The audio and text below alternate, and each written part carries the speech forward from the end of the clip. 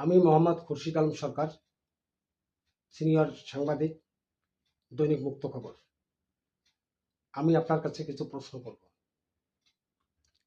আপনি মোহাম্মদ ইব্রাহিম হোসেন, মোড়লগঞ্জ, শরণখোলা, বাগেরহাট ৪ আসনে থেকে ২০১৮ সালে আপনি কারাবন্দী থাকা অবস্থায় মনোনয়ন পেয়েছিলেন। এবারও ২০২৬-এর ওই আসনের অন্যতম সংসদ সদস্য প্রার্থী। আপনার আসন থেকে যে ব্যক্তিকে মনোনয়ন দেওয়া হয়েছে তাহার নাম বাবু সোমনাথ দে। উনি এক জনসভায় মন্তব্য করেছেন যে আপনাদেরকে ল্যাং মেরে ধানের শীষ প্রতীক ছিনিয়ে নিয়েছেন বলে বক্তব্য দিয়েছেন। এর প্রতিবাদে মোড়লগঞ্জ থানা জামায়াতের সভাপতি শাহাদাত হোসেন গায়ে পড়ে মন্তব্য করেছেন এবং হুমকি দিয়েছেন। এর বিপক্ষে আপনার মন্তব্য কি, একটু জানতে চাই। জি, আপনাকে ধন্যবাদ অন্তরের অন্তঃস্থল থেকে আপনারা এই প্রশ্নটি আমাকে করেছেন। এট ফার্স্ট একটা কথা না বললেই নয়, মায়ের চেয়ে মাসির দরদ বেশি।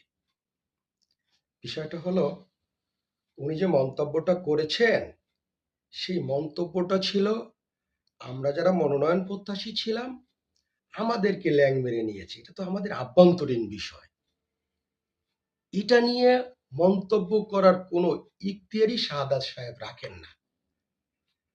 একটা জিনিস কি খেয়াল করে দেখেছেন, বিগত দিনে আমরা ওই আসন থেকে আমাদেরকে এক প্রকার বলতে পারেন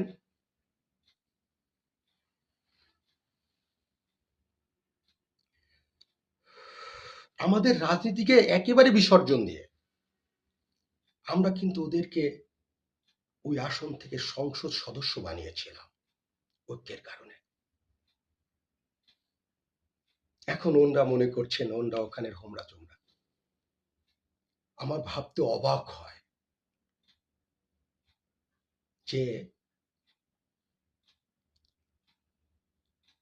যে সংগঠনটি আপনার ১৯৫২ সালে ভাষা আন্দোলনের বিরুদ্ধে সোচ্চার হয়ে কাজ করেছেন, হত্যা করেছেন এদেশের যারা দামাল ছেলে তাদেরকে। ওখান থেকে শুরু করে এরপর ১৯৭১ সালে মুক্তিযুদ্ধে মা, একদিকে মা এবং